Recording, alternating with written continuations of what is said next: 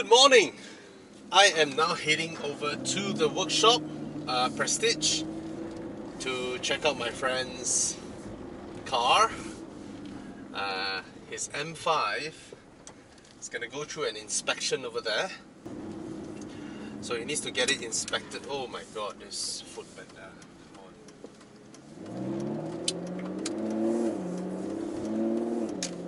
Yeah, so I'm gonna join him and we're gonna do something because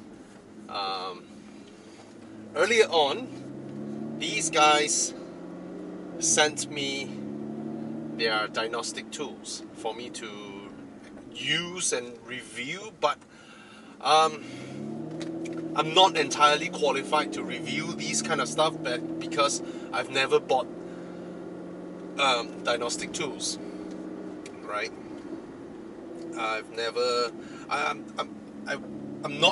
I'm not someone who loves tinkling with all these things, you know. I usually just go to the workshop and just tell them, you settle it for me. I have no interest in spending time in all that. But it would also be good if I have the knowledge to actually operate stuff like this, and I'm intending to give one to my friend. He is the type of person that I know will spend time in tinkering all these things. He's a techie in a way, you know, like a gadget freak, that kind of stuff, you know. When I switched to Promilej, in my case, I got 46-47% of savings for that car. Promilej was the only one that gave me 5,000 extra value to cover, yet still cheaper, a lot less. A lot less.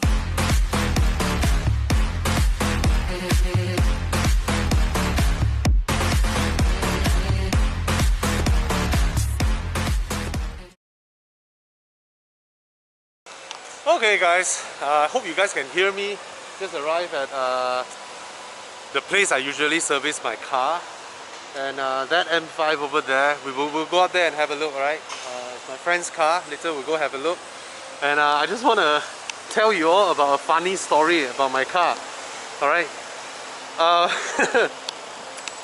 you know, I always tell people that if you do not have too big of an issue with your car,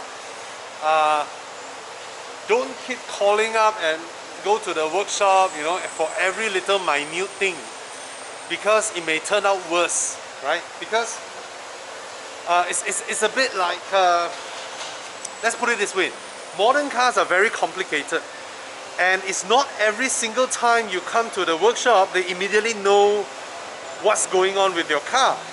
So why is my car over here?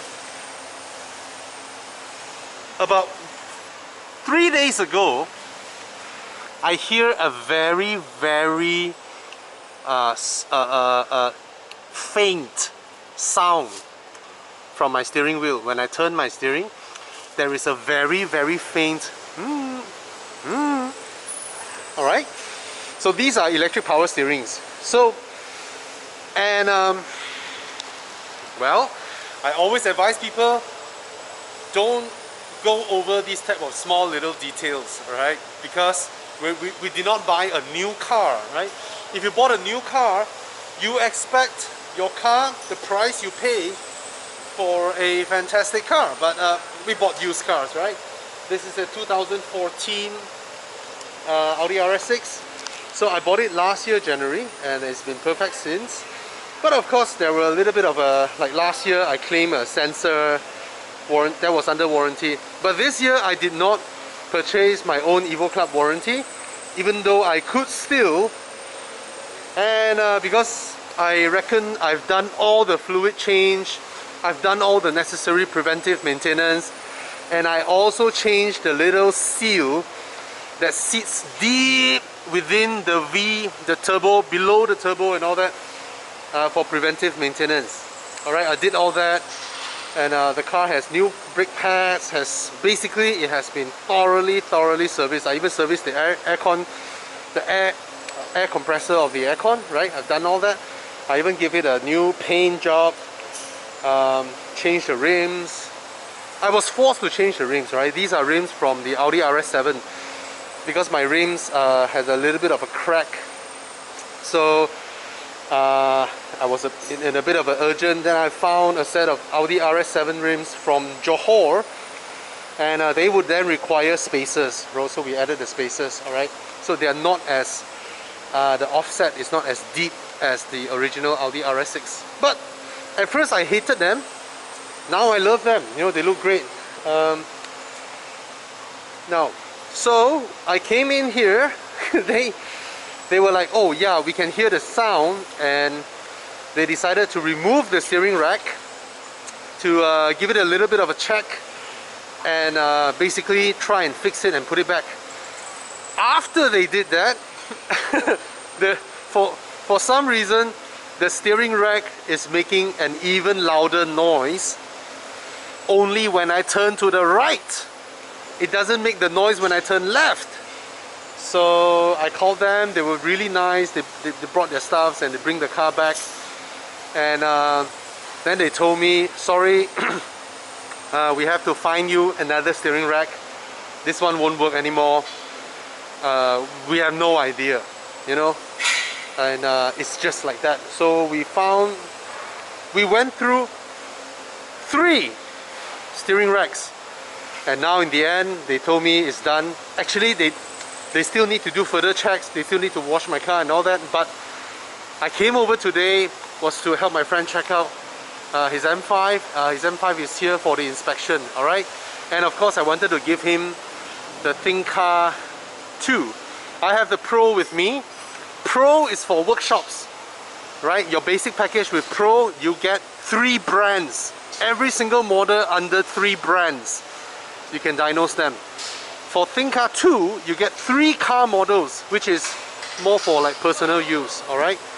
So I got in here and I was smitten by all the cars. Let's look through the cars. Alright, I'll put that thing over there first. And it's always full of cars here.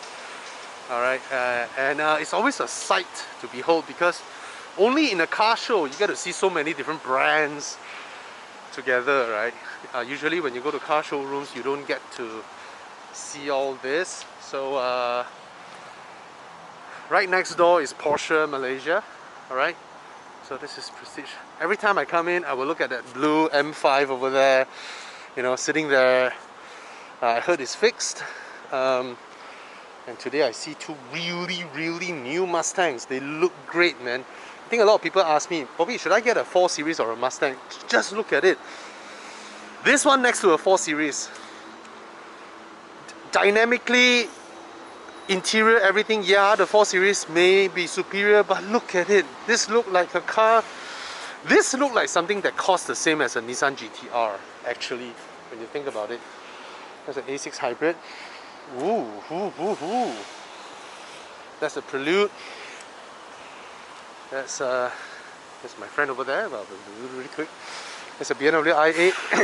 Hey bro, inside got a lounge one, you know. Alright. That's a nice 458. That's a Huracan LP610-4 Passat. Inside there's a Boxster. There's a 7 Series. There's a Rolls-Royce Ghost over there. And this is my friend's car. This beautiful M5. I love this color. You check 到什么吗？没有啊，你自己先。有严重的吗？这样看是没有啦。没有啦。不是还算是。电脑有没有 log 一个？他昨天有 drivetrain malfunction 的，电脑有看到吗？电脑是有一个人家电话。有啊。哎呀，我知道他都不在之后，我跟他多讲，我直接拍，原本要找他一起。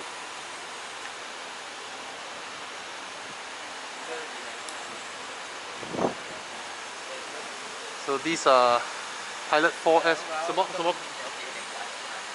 这个是有出那个波讲Cylinder 2 misfire， 都是 spark plug 还是 coil pad？ 这个的话要问两个。OK Cylinder 2 misfire。Don't know, they have to check 咯。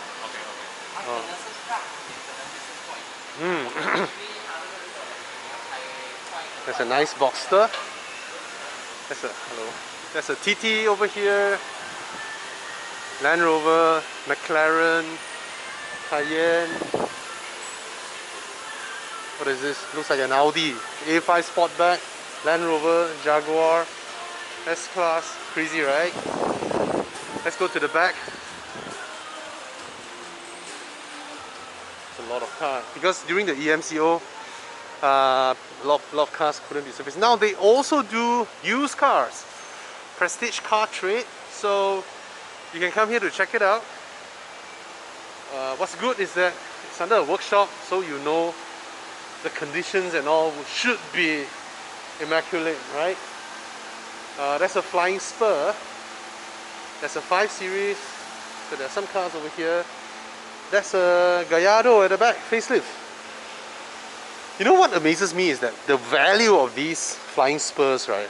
I have no idea why they just couldn't be compared to those pre-Volkswagen era Bentleys. Ooh, this is so new. Why is the owner selling it? G20, right? Oh, look at that, immaculate. Look at that, right? A-Class, A4, C-Class. Is that a coupe? Nope. Right? Lovely cars. Accord. I love this Accord. No, the facelift one. Love it. Handsome. Very, very handsome. Right, look at others. Oh, how I wish I'm the boss of this place. There's so many awesome cars. That's a Jaguar. Wow. First gen Cayenne, I think they're worth like what, 30,000 now? Oh, poor thing. The Panamera, still love the Panamera. Right. Black Bison, awesome, man. So that's my car. And just now as I got down my car, right, I was amazed. How come this C-Class has a CLS headlamp? You know, when I step out my car, I was like, how come this? Then I realized it's actually the CLS. But what I did not realize is that actually is a small car.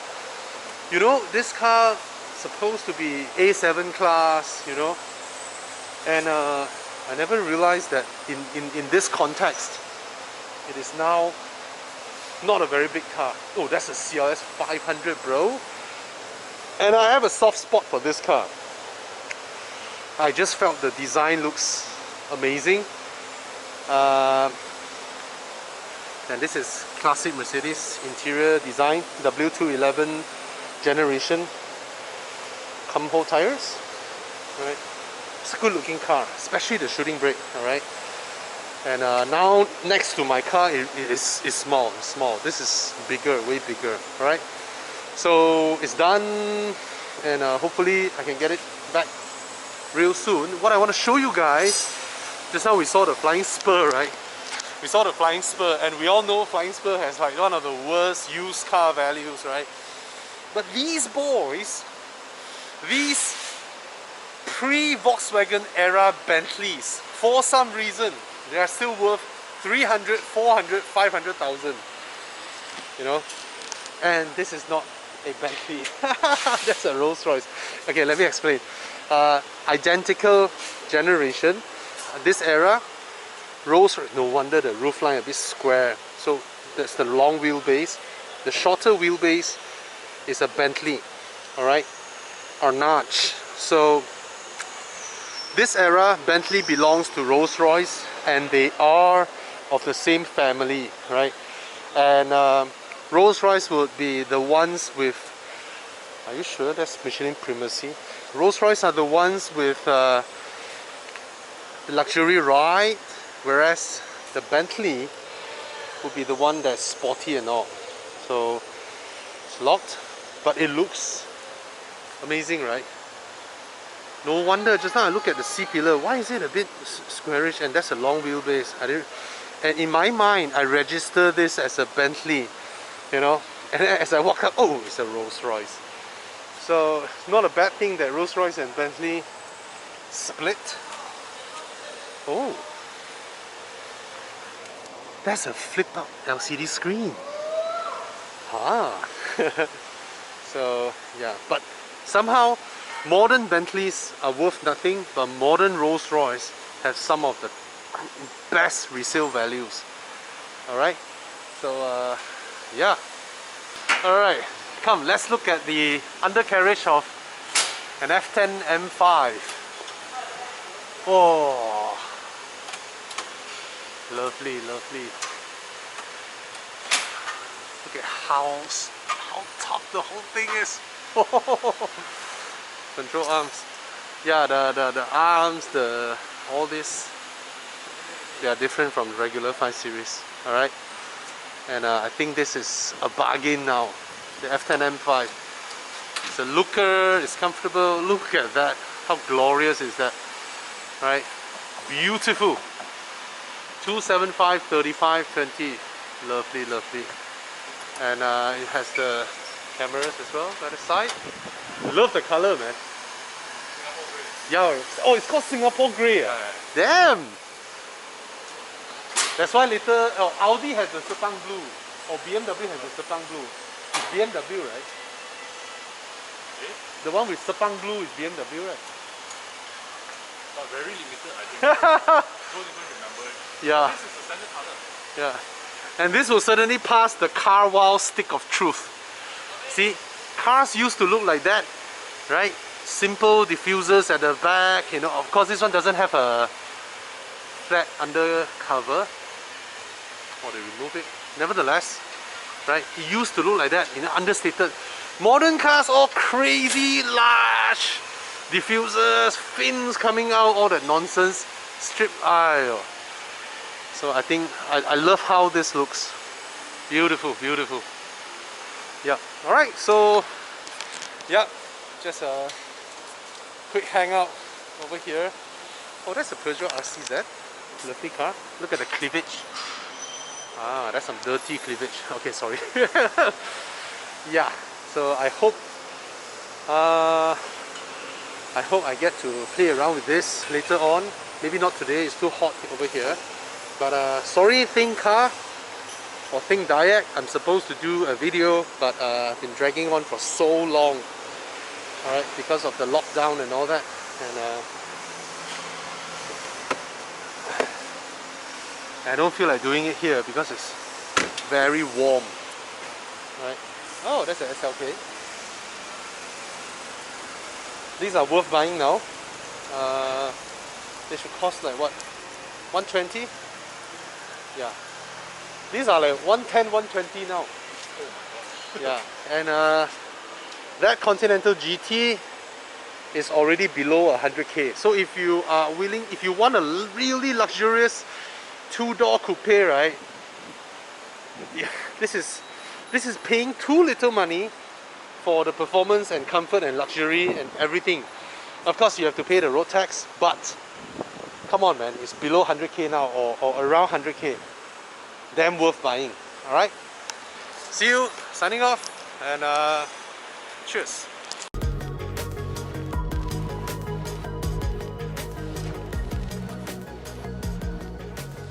Marvelous.